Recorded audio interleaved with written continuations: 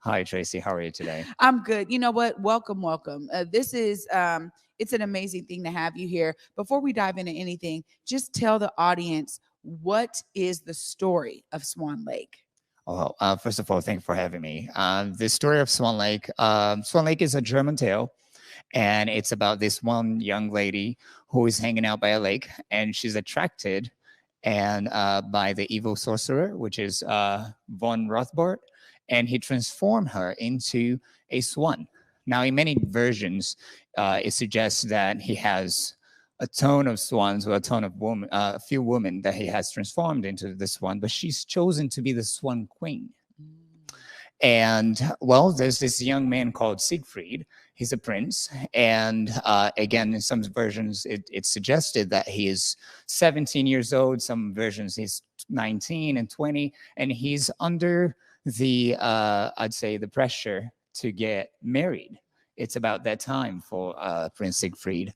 And he's very confused. He hasn't fallen in love yet. And that's when he starts hunting by the lake, and he finds this one beautiful, beautiful creature. And it's a lady, and she's in the form of a swan. And that's when he captures her gently, and he falls in love. And that's when their stories begin.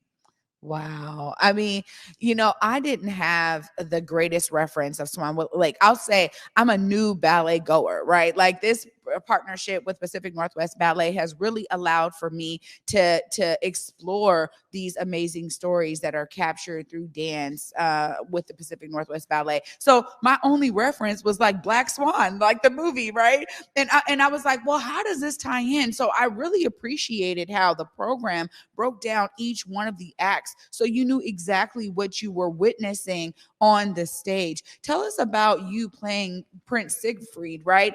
Tell us about how that was for you, because so much of it was what I witnessed was this explosion of expression from the prince, whether it was the confusion, the falling in love, the confusion later on when he's kind of tricked, right? Tell us about that kind of second half of the show, because he falls in love with the swan, but then, when he's there to, celebrate, he gets tricked and thinking that somebody else is actually this one that he fell in love with, which is another part of the story. But I just witnessed so much expression from you on that stage. Just tell us about how it was for you to play that and to bring that expression out. Absolutely. Swan Lake. It's the second time that I do Swan Lake. It's a different version, and for me as Prince Siegfried, it was very special this time because I guess I'm more matured as well. I played Siegfried when I was 25, and here I am 30 at 30 years old playing Siegfried. So there's more maturity going into the role, more understanding and knowledge. So during Act 2, he meets. Odette and the White Swan, and that's when he falls in love. And during Act 3, that's when the evil sorcerer transforms her into the Black Swan. And Black Swan, Swan Lake is a story of love and betrayal, and that's when the betrayal happens in Act 3. He gets confused by the Black Swan, and he swears eternal love to the Black Swan, breaking the White Swan's heart. And that's at the end of the pas de deux, the grand pas de deux, right? The big dance that we do. The White Swan reveals herself as a reflection of the Black Swan, and then he realizes he made a mistake by swearing eternal love to the Black Swan.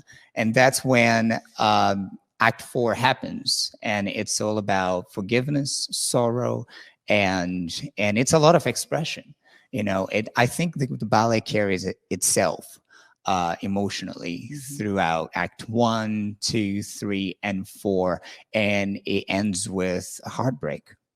I'm going to tell you right now, I was like, oh my goodness. We get so used to movies always having this kind of happy ending, right? We see it in plays. We see it just constantly berating us, like this idea of a happy ending. So the end where you just lay on the floor. I was like, oh, I was like, I'm telling you, I was taken back for it because I was sitting there absorbing this. And I was like, this is exactly why I'm really falling in love with the ballet. It is the connection to the musicality that's happening there with the live orchestra, and then the expression of movement that comes through to really allow the audience to follow the story, almost even without the summary in every act in the program.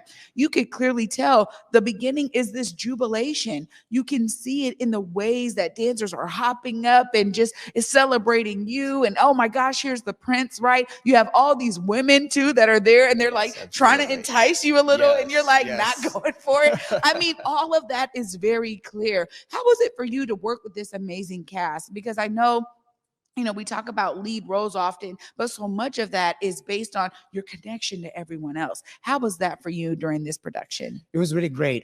We have really great coaching throughout, and we also have a very supportive company between staff and my peers at Pacific Northwest Ballet, and that's how we tell a story. Telling a story is pretty much about connecting with one another. Mm-hmm. And that's how we are able to convey what we want to say within the movement.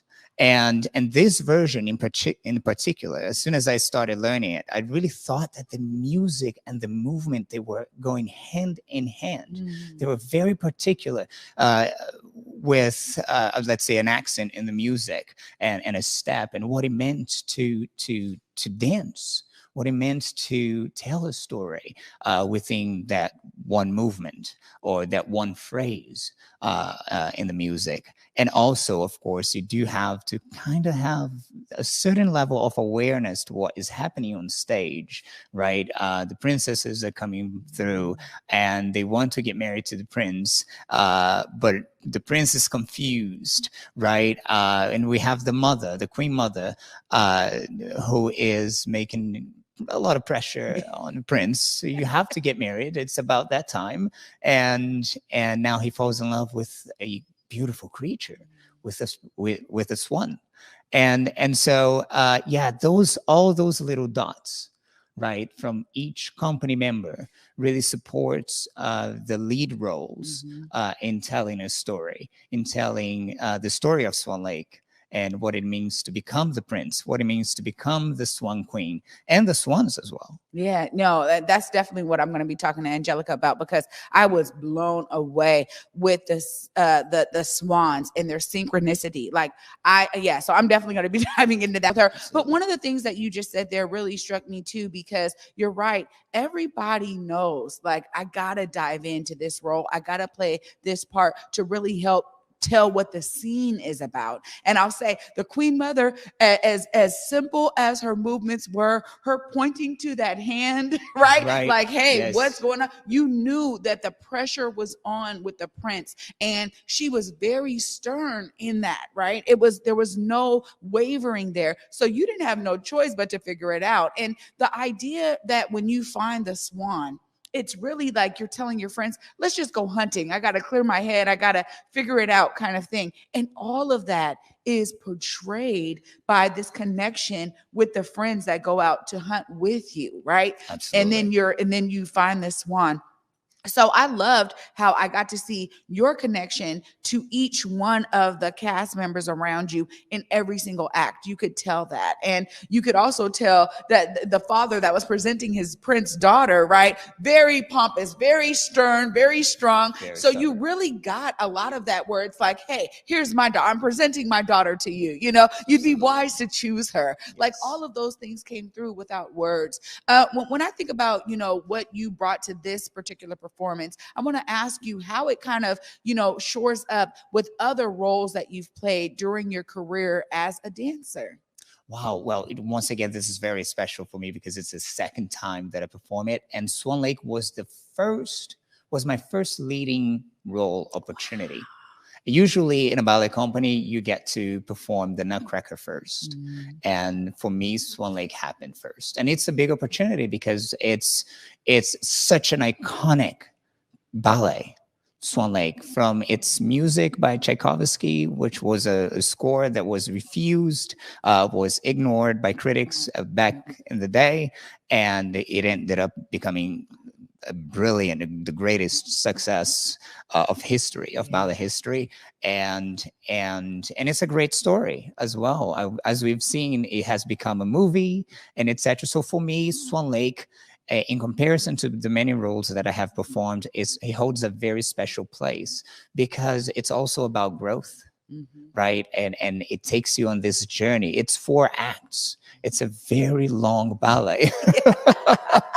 I was like 3 hours. Whoa. Absolutely. But I was so entrenched with the movement. I didn't realize it was only because I had an engagement right after. So I'm like, oh, my next engagement is not till 4 o'clock. I'm sure I'll be out of here in time. And I was like, oh, snap. I got to go. I got to go now because it was such a detailed way of telling this story. But lastly, I want to ask you before I bring Angelica on, we talk about ballet. It's very different from, theater or movies or whatever, because there's a set of stories that every ballet team, every dancer is going to do, right? You talk about these major ones, Nutcracker, Swan Lake. We see Romeo and Juliet was just there. There are these major stories. How is it for you? Because I feel like Swan Lake is really at the top echelon of so many of those stories. And you're talking about how iconic it is. But tell us about that, because there's this set of stories that you guys are going to do for every season, right? And it's kind of like you get used to it. But this was something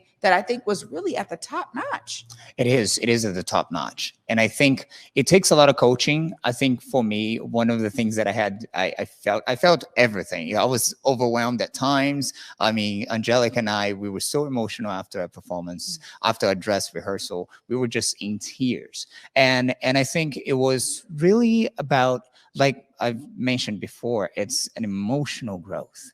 And I think that this time around, I wasn't even thinking about the technique, right? How many turns I'm going to do, or how high I'm going to jump. It was really about telling the story and becoming an artist, what it means to become an artist.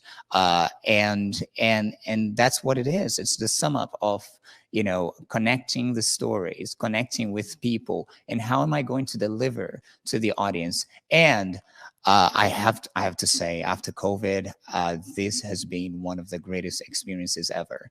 It really reminded me of just how to not take things for granted.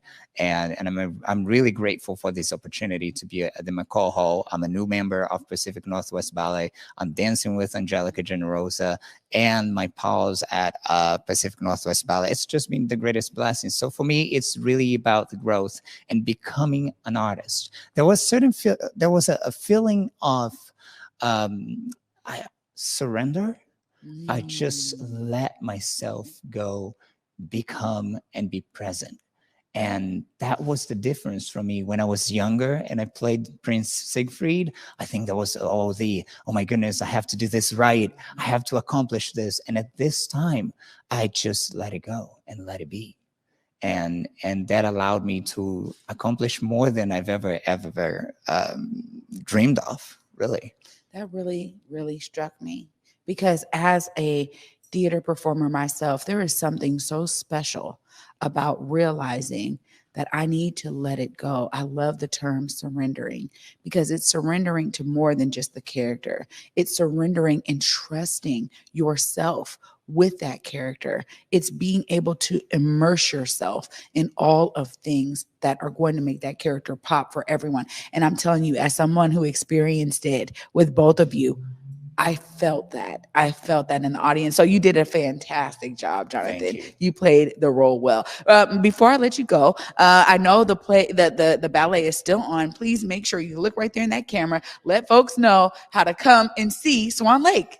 Yes, please come see Swan Lake. We're still on until the 24th of April. And Angelica and I are set to perform on Saturday at 7 p.m. Thank you. There it is. There it is. Well, thank you so much for joining me right here on Converge Media for the morning update show in the Black Media Matter studio. We're so glad that you are with us. Thank you, Tracy. I appreciate it. Absolutely.